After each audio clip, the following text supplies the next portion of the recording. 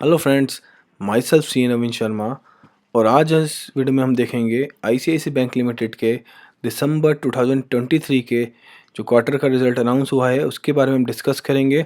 हम कंपेयर करेंगे इस रिज़ल्ट्स को लास्ट क्वार्टर के रिज़ल्ट से, और जो लास्ट ईयर का जो दिसंबर 22 का जो क्वार्टर का रिज़ल्ट था उससे कंपेयर करेंगे। साथ ही साथ देखेंगे कि दिसंबर 23 के जो क्वार्टर में क्या एक्सपेक्टेड था रिज़ल्ट, और जो क्या एक्चुअल में रिज़ल्ट आया है उसमें क्या डिफरेंसेस है। क्या वो रिज़ल्ट हमारे फेवरेबल रिज़ल्ट आए हैं आईसीआईसीआई बैंक में या फिर अनफेवरेबल आए हैं, इसको हम चेक करेंगे इस वीडियो में। तो आइए स्टार्ट करते हैं आज का वीडियो। तो सबसे पहले हम देखेंगे इंटरेस्ट की इनकम में क्या हुआ है। तो इंटरेस्ट की इनकम को कैसे देखेंगे कि हमारे एक तरफ तो सारे हम इंटरेस्ट को उसमें से एक्सपेंस को माइनस करेंगे, तो क्या उसको बोलेंगे हम नेट इंटरेस्ट जो इनकम हुआ है हमारा इस क्वार्टर में वो हुआ है 18,678.55 करोड़ का। जो कि हम अगर लास्ट क्वार्टर से इसको हम कंपेयर करेंगे तो वो था हमारा 18,307.91 करोड़ का। तो इसमें हमें क्या देखेंगे, इसमें हम देख रहे हैं कि लास्ट जो क्वार्टर से हमारी जो नेट इंटरेस्ट इनकम थी वो इंक्रीज़ हुई है। कितने परसेंट से? 2% से, अराउंड अराउंड 2% से हमारी इनकम जो थी, हमारी नेट इंटरेस्ट इनकम वो हमारी इंक्रीज़ हुई है last as compare to the last quarter. जो लास्ट क्वार्टर था हमारा सितंबर 23 का जो क्वार्टर था उससे ये 2% इंक्रीज़ हुई है। अब इसे हम लास्ट ईयर से अगर कंपेयर करें तो जो लास्ट ईयर का जो दिसंबर 22 क्वार्टर का रिज़ल्ट था उसमें जो हमारी नेट इंटरेस्ट इनकम जो रिपोर्ट हुई थी वो हुई थी 16,464.98 करोड़ की।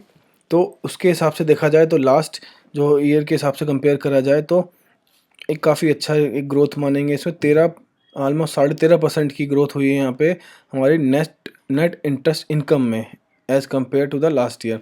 और अगर हम देखा जाए कि जो इस क्वार्टर के एक्सपेक्टेशंस थी, क्या ये एक्चुअल रिजल्ट उसको बीट कर पाया है इन नेट इंटरेस्ट इनकम के फॉर्म में, तो हम देखेंगे कि एक्सपेक्टेशंस जो थी हमारी था हमारा 18,474.30 करोड़ की, और देखा जाए तो ये उसको भी बीट कर गया है हमारा रिजल्ट।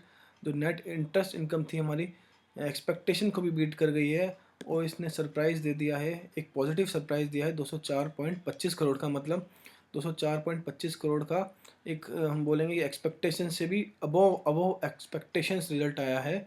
उसको हम परसेंटेज में काउंट करेंगे तो ऑलमोस्ट 1% के अराउंड हमने एक्सपेक्टेशन को भी बीट किया है। अगर हम बात करें नेट इंटरेस्ट इनकम की, तो अब हम देखते हैं नेट प्रॉफिट में क्या हुआ है। तो नेट प्रॉफिट का रिजल्ट उसको चेक करते हैं।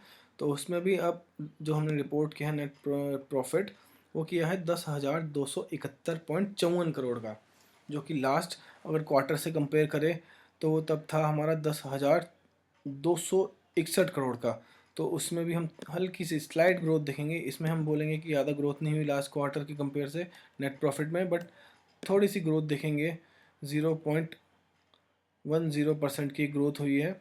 अगर हम लास्ट ईयर से इसको कंपेयर करेंगे नेट प्रॉफिट को, तो इसमें हम देखेंगे काफ़ी अच्छी हमारी ग्रोथ हुई है। जो लास्ट हमारा जो दिसंबर 22 का जो क्वार्टर का जो हमारा नेट प्रॉफिट रिपोर्ट हुआ था वो होता 8311.85 करोड़। अगर उसके हिसाब से देखा जाए तो अब हमारी ऑलमोस्ट 23.5% की ग्रोथ आई है। और अगर हम एक्सपेक्टेशंस की बात करें, एक्सपेक्टेशंस जो हमारे जो क्वार्टर 3 के थे दिसंबर के, वो थे हमारे नेट प्रॉफिट के लिए 99,84 करोड़ के, 99,99 करोड़ के। तो उसमें भी हमारा अगर देखा जाए तो प्रॉफिट का एक्सपेक्टेशंस भी हमारा नेट प्रॉफिट का जो हमारा एक्सपेक्टेशंस था वो भी हमारा ऑलमोस्ट 3% से अराउंड 287 करोड़ से बीट हुआ है। तो हम देखेंगे कि एक्सपेक्टेशंस को हमने नेट इंटरेस्ट इनकम जो हमारी इनकम थी उसमें भी बीट किया है, और साथ साथ जो हमारा नेट प्रॉफिट था उसमें तो हमने काफ़ी अच्छे तरीके से जो हमारी एक्सपेक्टेशंस थी थर्ड क्वार्टर को लेके उसको बीट किया है। अबव एक्सपेक्टेशंस रिजल्ट आया है ये अगर देखा जाए।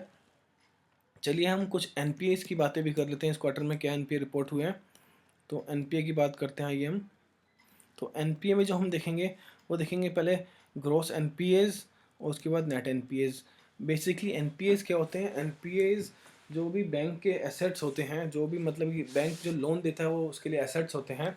तो वो एसेट्स अगर इंटरेस्ट इनकम बैंक के लिए जनरेट नहीं कर रहे हैं तो वो क्या होता है, नॉन परफॉर्मिंग एसेट्स बन जाते हैं। मतलब कि उन एसेट्स से उनको बैंक को इनकम नहीं आ रही है, तो जितने ये नॉन परफॉर्मिंग एसेट्स यानी कि एनपीएस इंक्रीज़ होंगे तो उतनी बैंक के लिए दिक्कत बढ़ती जाएगी, क्योंकि उस केस में उसको जो इंटरेस्ट इनकम है वो नहीं मिलेगी। तो हम इसको कंपेयर करते हैं इस क्वार्टर में कितने आए हैं। तो हमारे ग्रॉस एनपीएस हैं वो इस क्वार्टर में रिपोर्ट हुए हैं 28,774.63 करोड़ के, जो कि लास्ट जो हमारा सितंबर क्वार्टर था उसके हिसाब से हमारा डिक्रीज़ हुआ है। मतलब ये अच्छी बात है ये कि हमारे एनपीएस जो ग्रॉस एनपीएस है वो सितंबर क्वार्टर के कंपैरिजन में कम हुए हैं इस क्वार्टर में। और अगर हम ईयर टू ईयर बेसिस की बात करें तो लास्ट दिसंबर 22 के जो ग्रोस एनपीएस रिपोर्ट हुए थे वो थे 32,528.24 करोड़ के। तो उसके हिसाब से तो काफ़ी अच्छा डिक्लाइन हुआ है ग्रोस एनपीए में, अगर लास्ट ईयर की बात कंपैरिजन से बात करें तो एक अच्छा डिक्लाइन हुआ है। बट एनपीएस की अगर बात करें तो जो नेट एनपीए जो थे हमारे, नेट एनपीए की बात कर रहे हैं हम, तो नेट एनपीए जो हमारा लास्ट क्वार्टर, मैं डिफरेंस आपको बता देता हूँ।